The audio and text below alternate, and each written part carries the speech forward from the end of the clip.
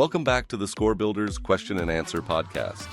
This podcast provides members of the Score Builders team with the opportunity to explore challenging multiple-choice examination questions with students actively preparing for the licensing examination.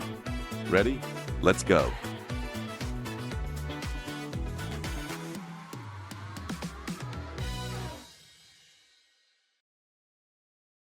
A physical therapist is evaluating a 38-year-old patient who reports an electric shock-like sensation radiating down the spine and into both arms when flexing the neck.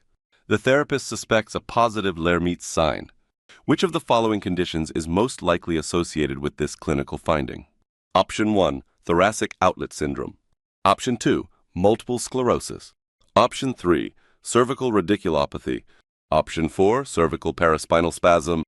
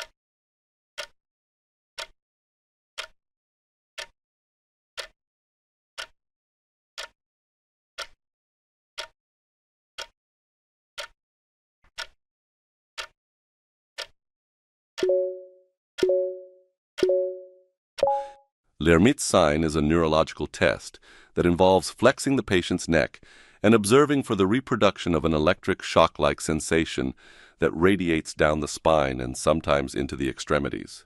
This sign is named after French neurologist Jean Lhermitte and is considered a significant clinical finding that can help narrow down potential diagnoses.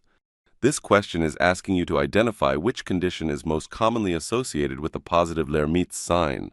To answer this correctly, we need to understand both the pathophysiology of Lhermitte's sign and the characteristic features of each condition listed. The key to Lhermitte's sign is that it involves the spinal cord itself, not just peripheral nerves or muscles.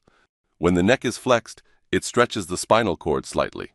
If there's any pathology affecting the cord, particularly involving demyelination, this stretching can trigger that distinctive electric shock sensation. Let's explore each of the options. Option 1, thoracic outlet syndrome. Thoracic outlet syndrome involves compression of the neurovascular structures, brachial plexus, subclavian artery, or subclavian vein, as they pass through the thoracic outlet. This typically causes symptoms like numbness, tingling, or pain in one arm, especially with overhead activities. But here's the thing. Thoracic outlet syndrome affects peripheral nerves after they've exited the spinal cord. It doesn't involve the spinal cord itself. So while it can cause neurological symptoms in the arm, it wouldn't produce that characteristic electric shock sensation down the spine with neck flexion. Option 2, multiple sclerosis. Multiple sclerosis, MS, is an autoimmune condition that causes demyelination of nerve fibers in the central nervous system, including the spinal cord. This demyelination disrupts normal nerve conduction. When a patient with MS flexes their neck, the slight stretching of the already compromised spinal cord can trigger abnormal nerve firing, resulting in that classic electric shock sensation. Option 3, cervical radiculopathy.